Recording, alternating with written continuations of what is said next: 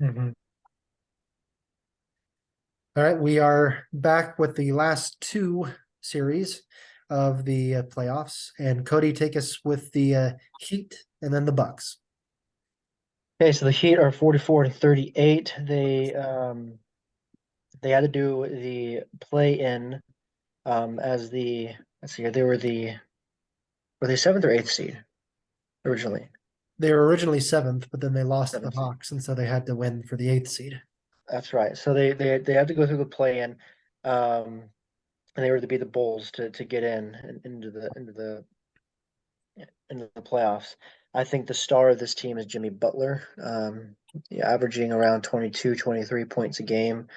And he's one of the better players in my opinion in the league as well. And I think that this is his team. With this cast around him and what they can do, I'm I'm excited to see what the Heat can do. I don't know if they can get very far, but um, they have the ability to surprise. So I'm kind of curious on what you guys think more about Butler and the cast around him. What we mentioned, they held off the Bulls to capture the last remaining playoff seed. This is a Heat team that should be better on paper, but they actually score the fewest points per game in the NBA. That's also due to their second slowest pace, but it's concerning when going up against a Bucks team. Jimmy Butler is great. You mentioned. I think Tyler Hero is an absolute star. And he's been the guy, especially these last two play-in games, to get them over the top. He's been that guy. Austin? Yeah, again on paper, I mean these names, the average NBA fan, Jimmy Butler, Bam Adebayo, Victor Oladipo, Kyle Lowry, Max Struss, Gabe Vincent, Duncan Robinson, Tyler Hero, Kevin Love. This is a star-studded team that just hasn't been able to keep up, unfortunately. But they've made it in. They're hungry. Jimmy Butler's going to give the Bucks some fits. Um, this is a team that maybe is finally coming into their own. Cody, Bucks? So Bucks are 58-24. They are an extremely good and scary team. And that can be thanks to the Greek freak, Giannis. I still can't even pronounce his last name right, so I'm not even going to try to. Um, but it's him, and then Drew Holiday, I think is really fun to watch, really good, and then Middleton. And I think that those three together, but especially Giannis. I mean, he's scoring 31 points a game, 32 almost. He's you guys might have to remind me who's in the MVP conversation because I feel like he would be in that He is, conversation. yeah. He is He's okay. one of the three. Okay, I figured he would be. He's insane to watch. This is he's one of the best players, if not the best player in this league right now. And he's just crazy to watch and is literally a freak in every aspect of his game, talent and his physique. I hear from you guys. Yeah, Giannis is incredible. I've been a frequent naysayer, I guess you could say, on his style of play. I don't like the way he plays, but it's undeniable that he is great at what he does and how he plays. And so he and Drew Holiday were the All-Stars this year, and Drew Holiday was great. Chris Middleton has been hurt a lot. He's back for the series, and remember, he was out in last year's playoffs.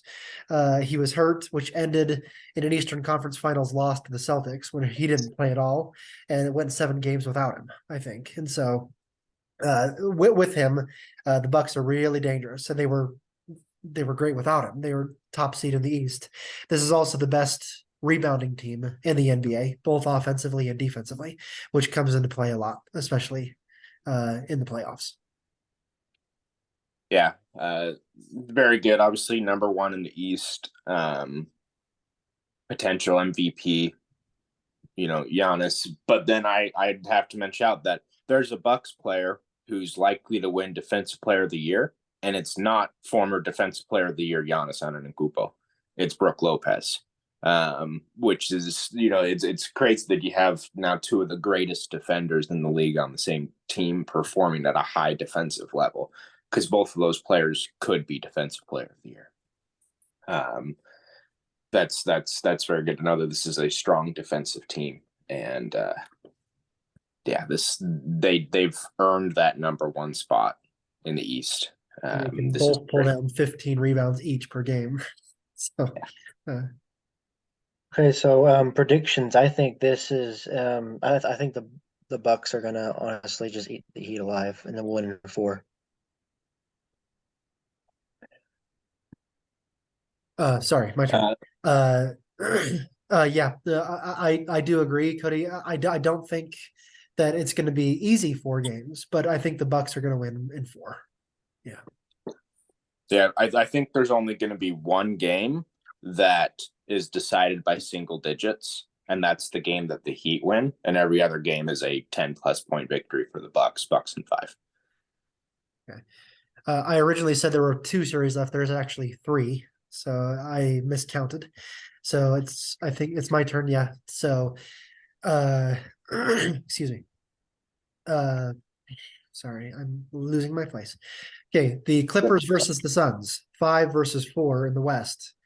For the Clippers, Paul George, Kawhi Leonard, now joined at the trade deadline by Russell Westbrook. That's a big 3 to look at historically. George and Westbrook back on the same team together. They were with the Thunder together for a little bit. Leonard and George average exactly the same amount of points per game. And this can be a dangerous team, but we've talked about it for 4 years now. This is a talent. I mean, those 3 guys historically top 20 maybe players, top 30 players.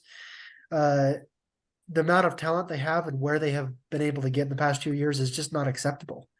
And so, can they get past the Suns? I don't know. We'll talk about that in a little bit, but this is a team that should be up there every year in that kind of conversation, and they haven't been. Yeah. Obviously, this is an exciting game for people that like to see big names going against each other. Exciting series, and you said the big 3 that the Clippers have, and then you have, CP3, Devin Booker, and Kevin Durant on the other side. This is kind of really a heavyweight Hall of Famers going against each other kind of series, and so very exciting. But with the Clippers, yeah, this is one of those things where if the 3 can really mesh together, then it should be an unstoppable team. Yeah, honestly, I was about to say the same thing, basically, Dustin. I was just looking at Kawhi Leonard, Paul George, Westbrook, and that it's really just going to be hinging and depending on how well they can play off of each other in this game.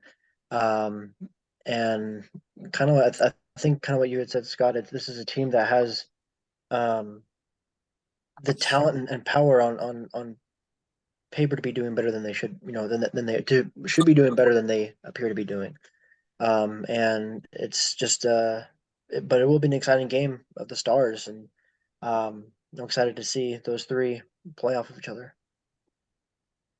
All right, as far as the Suns, Dustin, you mentioned it. There's you could make the case that there's a big 4 in Phoenix, not just the 3. You've got Durant, you've got Devin Booker, Chris Paul, and DeAndre Ayton. The Durant has only played in 8 games with the Suns this year since coming over in that trade. He's been hurt. Injuries and other things have slowed him down. Is he ready to go, really? To take this long slog of a playoff, what they're hoping, obviously, a long, deep playoff run, but he has the chance to push them over the top because they're really good without him, too. But with him, they could be really, really good. So... Yeah, Durant, and I mentioned this in our text group, although despite all the injuries, he's extremely efficient. In fact, the most efficient in that he earned a 50-40-90. In fact, a 55-40-90 this season. And so even if he's slightly out of sync with his teammates, like, he's efficient, he's going to score. and he's going to shoot extremely well. So this is a team that has a lot of firepower, especially with his efficiency this season. I don't have a whole lot to add to that, and so all I will say is I'm excited to see the mesh of the battle and the mesh of these stars, these Hall of Famers coming up, and I guess I'm expecting a lot from Durant, but you guys have said he's been injured for most of the season. Is that correct? Well, he came over in a trade with the Okay. Nets, and so he didn't play. He played some games with the Nets, got injured there, has been rehabbing an injury with the Suns, but played in 8 games so far for them. Okay. Yeah, I'm just excited to see the the star-studded talent battle between these two teams. Yeah. Bad blood here between Durant and Westbrook, highlighting some of the storylines for this. They both were traded midseason to these teams, and they end up playing each other in the first round of the playoffs. Everyone's going to be waiting for a brawl between those two. I don't know if that'll happen, but so anyway, prediction. This was the hardest for me to pick. I went back and forth, settled on the higher seed and the home court advantage. I'm taking Suns in 6. Yeah, I think I have the same prediction, Suns in 6. They're a really good team before Durant came over, and he just adds so much more to the team. And so yeah, Suns in 6. I think this is a 7-game series between these two teams, and I think it's going to end up with the Clippers win. So Clippers in 7. Okay. Dustin, take us home. All right.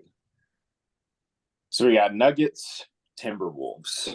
So Timberwolves fought their way to the 8th seed and had a powerful win last night over the Thunder.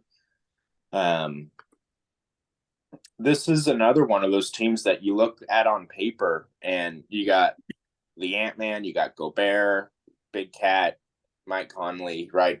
A lot of these players knew even mid-season trades with it, but this is a star-studded team, especially with Karl Anthony Towns there. This is also one of those teams that you look at and you don't know which team's going to show up. Are they going to be extremely dominant and play like the 1 seed or play like the 8th seed? Right? They're obviously the 8th seed, but this is an interesting team, and I don't know who's going to show up.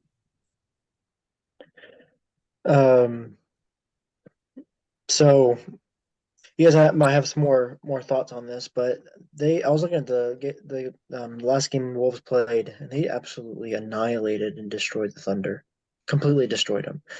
And so this is a kind of scary looking team in my opinion. This is really scary, and they have a lot to offer, and I think that no matter what team they're playing against, Nuggets in this case, the other team should be kind of afraid, be ready to bring their best game. Yeah, you both mentioned it. Excuse me. They routed the Thunder last night. They took off in the third quarter. It was a really close first half, and then Timberwolves just routed them the rest of the way. They're as dangerous of an 8th seed as there is. You mentioned Dustin Edwards, Towns, Gobert, Conley. The list can go on and on about how good these guys are, what they can do when they're clicking like they were last night. Remember, they played the Nuggets. They're in the same division, so they know each other well. They played the Nuggets 4 times and they split 2-2. They can hold their own.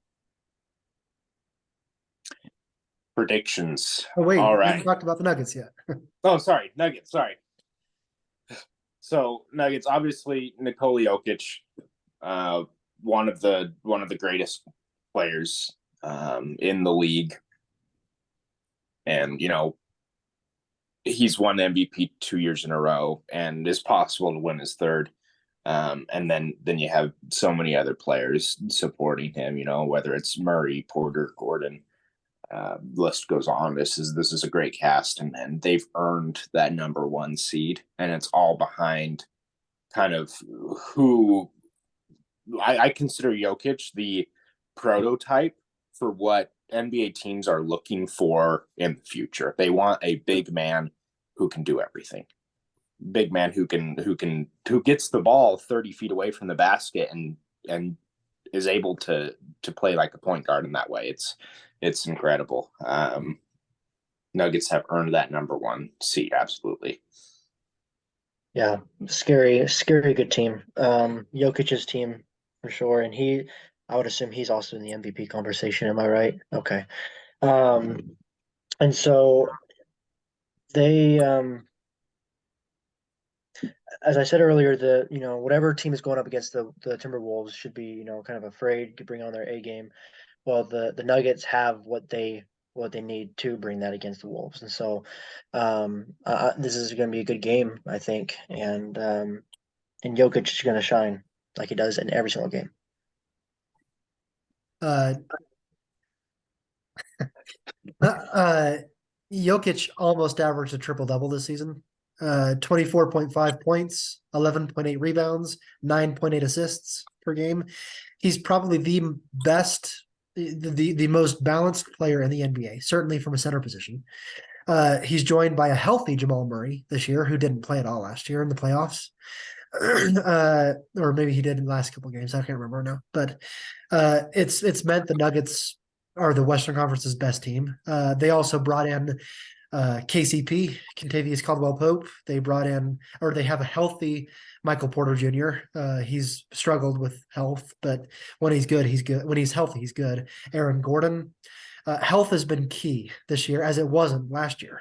It has resulted in a team that has a very real chance of going to the NBA Finals for the first time in that team's history. So, yeah, Dustin, predictions.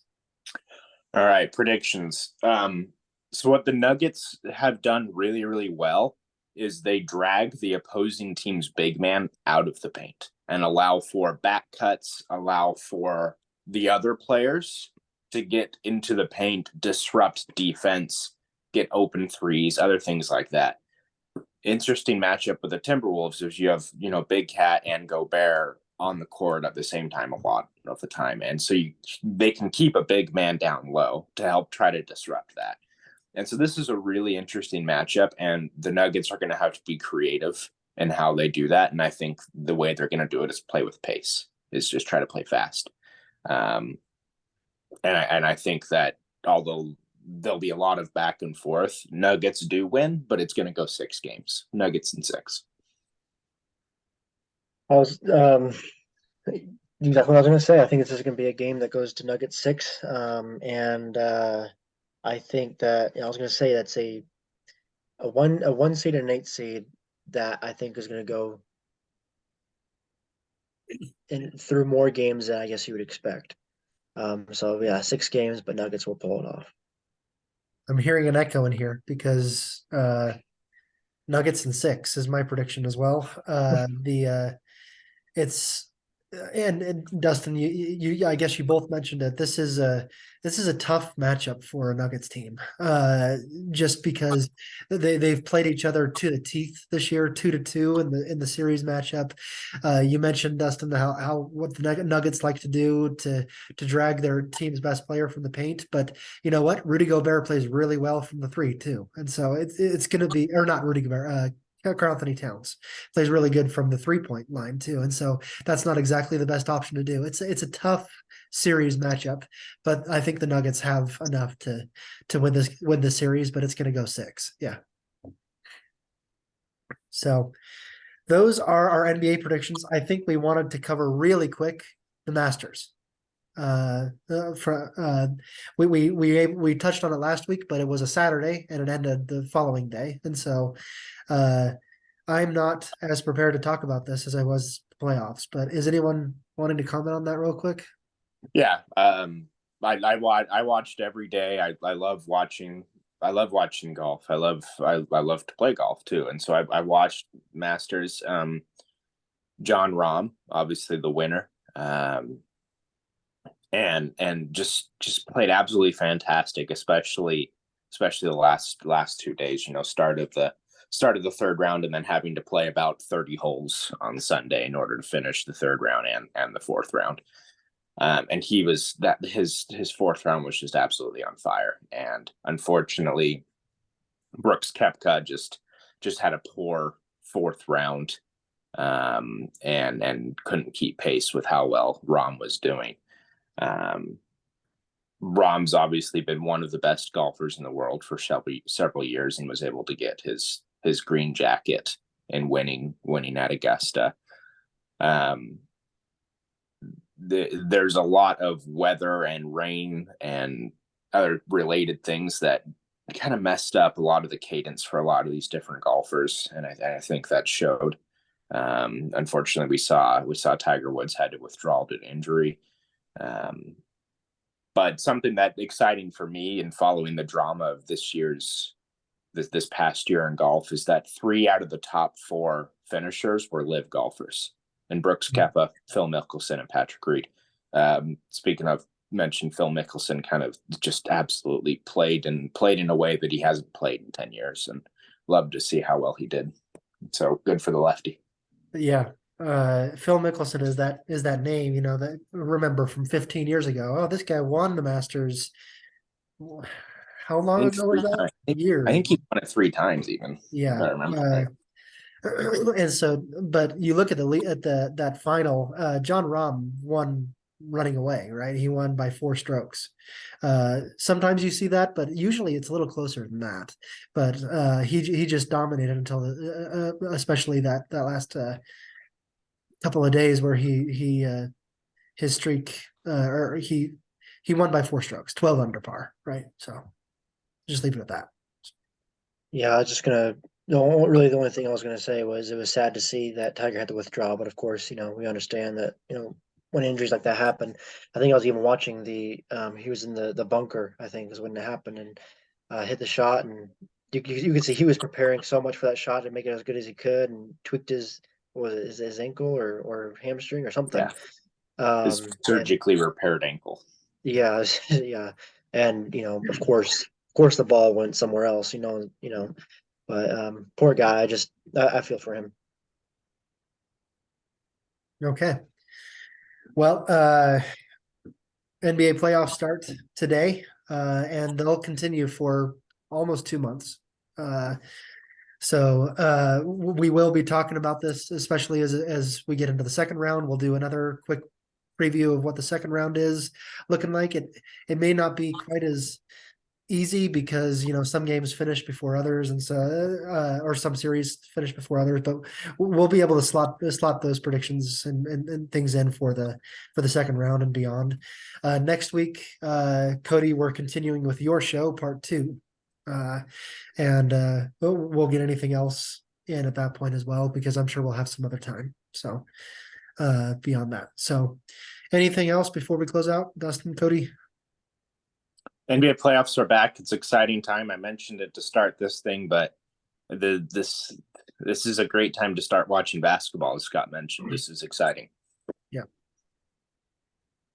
All right. Well, we'll talk to you next week, and I'll put this up now. So, okay.